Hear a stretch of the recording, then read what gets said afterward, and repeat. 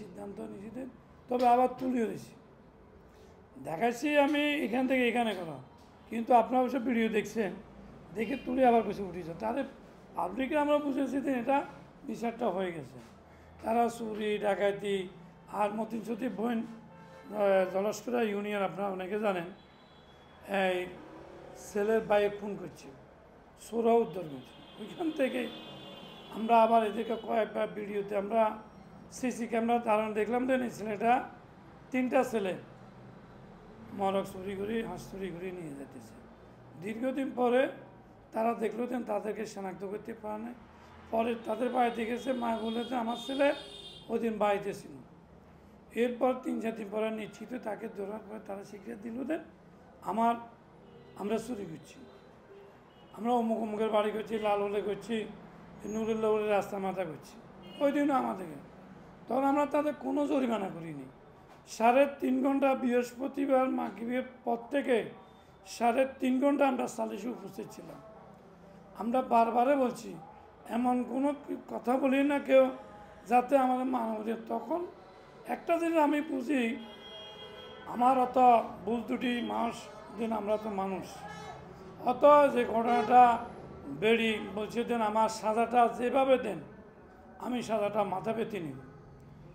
তখন সবাই বললো দেন ঠিক আছে আপনি এটাতে নাকের খত দেন।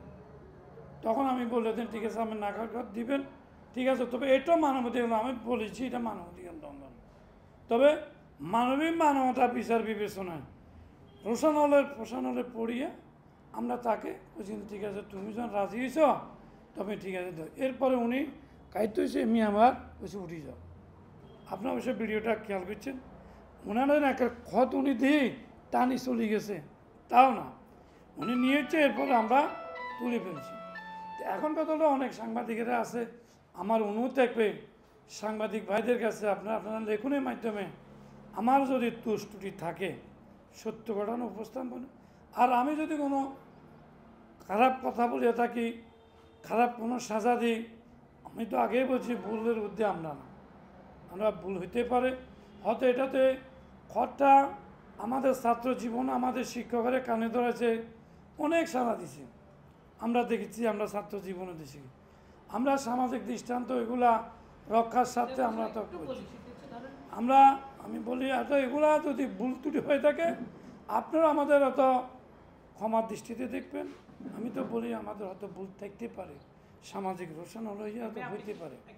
জি বলুন। মার সাজা পেতে আমি পেতে পারে না, কিন্তু মা বললো দেন আমার ছেলেটার সাজা আমি এই জন্য বহন করি, আমি কোনো খারাপ সন্তান গ্রহণ করি, আমার ফ্যাটের মধ্যে নিলাম, এই জন্য আমি আমার আগামী প্রজন্মকে যারা হাজার হাজার লোক আছে তাদেরকে শিক্ষা দেওয়ার জন্য আমি আমার এই জিনিসটা আমি উপস্থাপন করছি আগামী প্রজন্ম,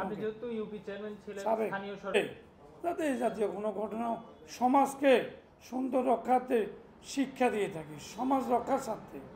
এনাদের আমি একটা আইনের ঊর্ধ্বে আমি না, আমাদের দেশের শান্তি শৃঙ্খলার আমি মনে করি একটা চুরির অপরাধের সাথে যদি আমি দিই জেলখানা, তাকে তার গাড়ি এনে জামিন করবে। আর তাদের সাথে যারা আজকে আমার এগুলা করে তারা নিশ্চয় পৃষ্ঠপোষকতা করতেছে, তাদেরকে কেউ না কেন পৃষ্ঠপোষকতা মাদক আছে, তেমনি বাজারটা মাদকের আড্ডা।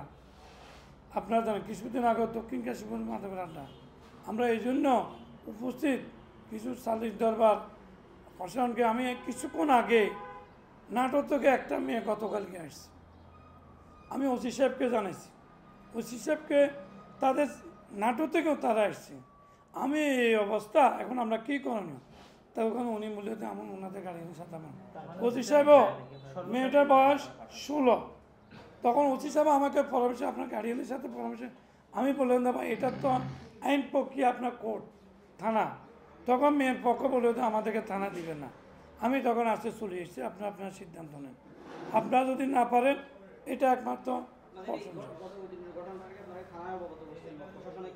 আমরা ব্যাপারটা আমাদেরকে তারা উপস্থিত সালিশে নিয়েছে, যার ঘর চুরি হয়েছে মনে হচ্ছে তারা আপনাদের যে কন্ডিশন, হ্যাঁ এখানে আপনি হ্যালোজেন লাইট লাগাইছেন, তারপরে এখানে সালিশের একটা ব্যবস্থা করছেন, এটা একটা সমারোহ, এটা আয়োজন বুঝা ওরা যে যাদের চুরি হয়েছে, যাদের হাঁস কবুতর মরক এরা ওদের যে ভিডিও ফুটেজ, ওই ভিডিও ফুটেজে কি ছেলেটাকে দেখা গেছে?